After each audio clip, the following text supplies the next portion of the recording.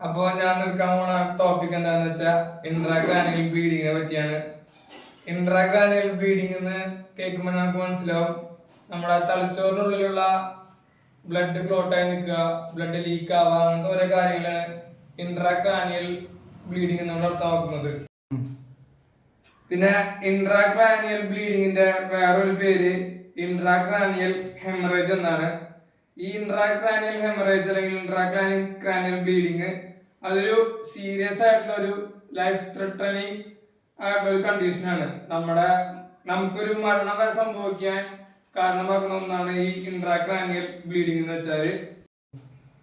പിന്നെ ഇന്നത്തെ ക്ലാസ്സിൽ ഞാൻ പറയാൻ പോകുന്നത് ടൈപ്സ് ഓഫ് ഇൻട്രാക്രാനിയൽ ബ്ലീഡിങ്, പിന്നെ അതിന് എന്തൊക്കെ കാരണങ്ങള്, പിന്നെ അതിൽ നിന്നുള്ള റിക്കവറി എങ്ങനെയൊക്കെയാണ്, പിന്നെ അതിന്റെ സിംറ്റംസ് എന്താണ്, അതൊക്കെയാണ് ഇന്നത്തെ ക്ലാസ്സിൽ ഞാൻ പറയാൻ പോകുന്നത്.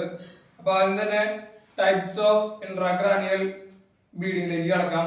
അപ്പൊ ആദ്യത്തെ ടൈപ്പ് എന്ന് പറയുന്നത് എപ്പിഡ്യൂറൽ ഹെമറ്റോമ, രണ്ടാമത്തേന്ന് പറഞ്ഞാൽ സബ്ഡ്യൂറൽ ഹെമറ്റോമ, മൂന്നാമത്തേന്ന് വെച്ചാൽ സബ്രാക്കിനോയിഡ് ഹെമറേജ്, നാലാമത്തേന്ന് വെച്ചാൽ സെറിബ്രൽ ഹെമറേജ്. അപ്പൊ ആദ്യത്തെ ടൈപ്പായ എപ്പിഡ്യൂറൽ ഹെമറ്റോമയിലേക്ക് പോവാം.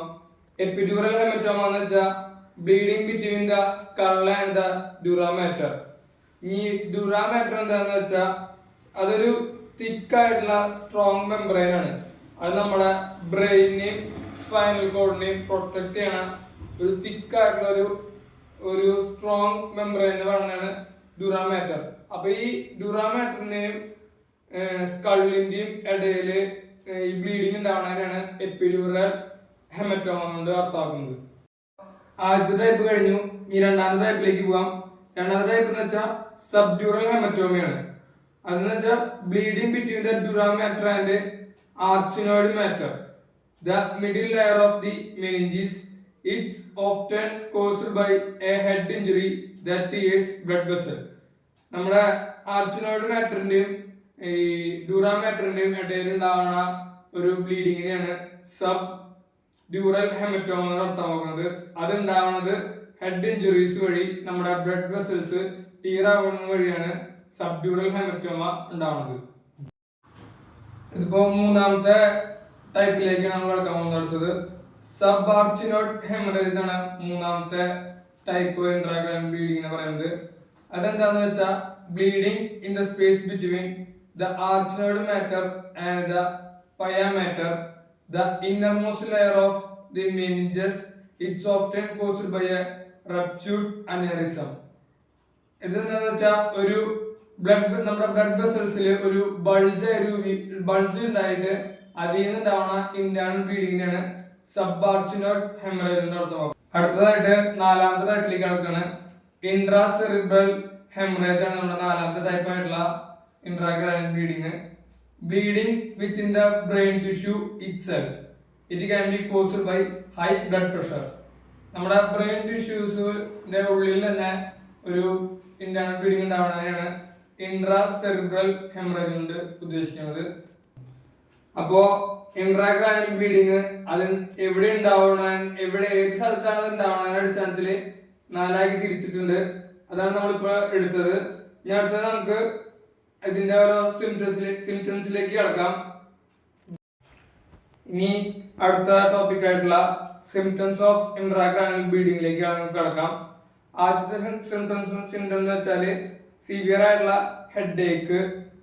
അതെന്താണെന്ന് ഉദ്ദേശിക്കുന്നത് വെച്ചാൽ നമ്മുടെ ഇൻട്രാക്രാനിയൽ ബ്ലീഡിംഗ് ഉണ്ടായാൽ നമുക്ക് വിട്ടുമാറാത്ത ഒരു തലവേദന, അത് സാധാ തലവേദനയല്ല, നല്ല പെയിനുള്ള ഒരു തലവേദന ഉണ്ടാവും.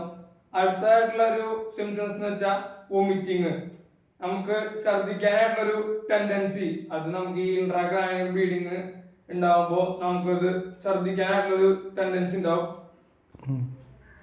അപ്പോ അടുത്ത സിംറ്റംസ് ആയ കൺഫ്യൂഷനിങ് ആണ്. അപ്പൊ നമുക്കൊരു പെട്ടെന്നായിട്ടുള്ള ഒരു ഇടി കിട്ടിയിട്ട് നമ്മുടെ ഒരു ഇൻട്രാക്രാനിയൽ ബ്ലീഡിങ് ഉണ്ടായി. അപ്പൊ നമ്മള് ആ പേഷ്യന്റ് പാനിക്കായിട്ട് നമ്മള് എന്താണ് ഇപ്പൊ ഉണ്ടായെന്നുള്ളൊരു പാനിക്കായിട്ട് നമ്മൾ കൺഫ്യൂസ്ഡ് ആവും. പേഷ്യന്റ് ഇപ്പോ ഒരു വ്യക്തിക്ക് ഉണ്ടാകുമ്പോ ആ വ്യക്തി പേടിച്ചിട്ട് ചുറ്റുപാട് എന്താ നടക്കണേ അതൊന്നും മനസ്സിലാവാണ്ട് ആ വ്യക്തിക്ക് തോന്നിയ രീതിയിൽ ആ വ്യക്തി സംസാരിക്കുകയും അങ്ങനെ ഓരോ സിംറ്റംസ് കാണിക്കും. എന്ന് വെച്ചാൽ വിഷൻ ചേഞ്ചസ് ആണ്. ഇപ്പോ ഒരു ഇൻട്രാക്രാനിയൽ ബ്ലീഡിംഗ് ഉണ്ടായ ഒരു വ്യക്തിക്ക് ആ വ്യക്തിയുടെ വിഷൻ ബ്ലറായിട്ടും പിന്നെ ഒരു വ്യക്തിനെ തന്നെ രണ്ടായിട്ട് കാണുക, അങ്ങനെ ഓരോ വിഷനിലുള്ള ചേഞ്ചസ് ഉണ്ടാവും. പിന്നെ കോർഡിനേഷനും ബാലൻസും അത് സംബന്ധിച്ചുള്ള പ്രോബ്ലംസ് ഉണ്ടാവും. ഈ ഇൻട്രാക്രാനിയൽ ബ്ലീഡിംഗ് വന്ന വ്യക്തിക്ക് നമ്മുടെ കോർഡിനേഷനും ബാലൻസിങ്ങും ആ വ്യക്തി പൂർണ്ണമായിട്ട് തെറ്റും. കാരണം ഇത് ഉണ്ടാവുന്നത് നമ്മുടെ തലച്ചോറിന്റെ ഭാഗത്തായതുകൊണ്ട് ഇൻട്രാക്രാനിയൽ ബ്ലീഡിംഗ് വന്ന വ്യക്തിയുടെ കോർഡിനേഷനും ബാലൻസിങ്ങും തെറ്റും.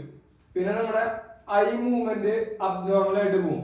കാരണം നമുക്കറിയാം നമ്മുടെ ബോഡി മൂവ്മെന്റ്സ് കൺട്രോൾ ചെയ്യുന്നത് ബ്രെയിനും പിന്നെ നമ്മുടെ സ്പൈനൽ കോഡും ഒക്കെയാണ്. അപ്പോ ഐ മൂവ്മെന്റ് ഒക്കെ വ്യത്യസ്തമായിട്ടുള്ള രീതിയിൽ അബ്നോർമൽ ആയിട്ടുള്ള രീതിയിൽ പോവും. പിന്നെ നമ്മുടെ പോസ്റ്ററിങ് കംപ്ലീറ്റ് ആയിട്ട് തെറ്റും. നമ്മുടെ ബാലൻസിങ്ങും കോർഡിനേഷനും പോകുന്ന വഴി നമ്മുടെ ബോഡി പോസ്റ്റർ കംപ്ലീറ്റ് ആയിട്ട് തെറ്റും. അടുത്തായിട്ട് കിടക്കാൻ പോകുന്നത് എന്തൊക്കെ കാരണങ്ങൾ കൊണ്ട് നമുക്ക് ഈ ഇൻട്രാക്രാനിയൽ ബ്ലീഡിംഗ് വരാമെന്നതാണ്. ആദ്യമായിട്ട് തന്നെ ഹെഡ് ട്രോമ, നമ്മുടെ കാർ ആക്സിഡൻസ് അല്ലെങ്കിൽ ബൈക്ക് ആക്സിഡൻസ്, നമ്മളെ പെട്ടെന്നുണ്ടാവുന്ന കൂട്ടിയിടി, അതൊക്കെ വഴി നമുക്ക് ഇൻട്രാക്രാനിയൽ ബ്ലീഡിംഗ് ഉണ്ടാകാനുള്ള സാധ്യതയുണ്ട്. അടുത്ത് സ്കൾ ഫ്രാക്ചർ, നമ്മുടെ ബ്രെയിൻ പ്രൊട്ടക്ട് ചെയ്തിട്ടുള്ള സ്കൾ കൊണ്ടാണ്. അപ്പൊ ഈ സ്കളില് ഫ്രാക്ചർ ഉണ്ടായാൽ അതൊരു ഇൻട്രാക്രാനിയൽ ബ്ലീഡിംഗിലേക്ക് കടക്കാനായിട്ടുള്ളൊരു സാധ്യതയുണ്ട്. പിന്നെ ഹൈപ്പർ ടെൻഷൻ, നമ്മുടെ തലച്ചോറിനുള്ള ബ്ലഡ് വെസൽസിൽ ഹൈപ്പർ ടെൻഷൻ വഴി ആ ബ്ലഡ് വെസൽസ് വീക്കനായിട്ട് പൊട്ടാനായിട്ടുള്ള സാധ്യതയുണ്ട്. അങ്ങനെ ഹൈപ്പർ ടെൻഷൻ കൂടിയിട്ട് ഈ ബ്ലഡ് വെസൽസ് പൊട്ടിയാൽ അതൊരു ഇൻട്രാക്രാനിയൽ ബ്ലീഡിംഗിലേക്ക് കടക്കും. പിന്നെ നമുക്ക് ഉണ്ടാവുന്നത് ഇൻഫെക്ഷൻസ് വഴി, തലച്ചോറിൽ ഏതെങ്കിലും തരത്തിലുള്ള ഇൻഫെക്ഷൻസ് ബാധിച്ചാല് അത് നമ്മുടെ ഞരമ്പിലേക്ക് കടന്ന് അതുവഴി ഒരു ഇൻട്രാക്രാനിയൽ ബ്ലീഡിംഗിലേക്ക് കടക്കാൻ സാധ്യതയുണ്ട്. പിന്നെ സബ്സ്റ്റൻസിന്റെ അബ്യൂസ്, നമ്മുടെ കൊക്കൈൻ പോലത്തെയുള്ള ലഹരി പദാർത്ഥങ്ങളുടെ ഉപയോഗം നമ്മുടെ ഇൻട്രാക്രാനിയൽ ബ്ലീഡിംഗിലേക്ക് നയിക്കാൻ സാധ്യതയുണ്ട്.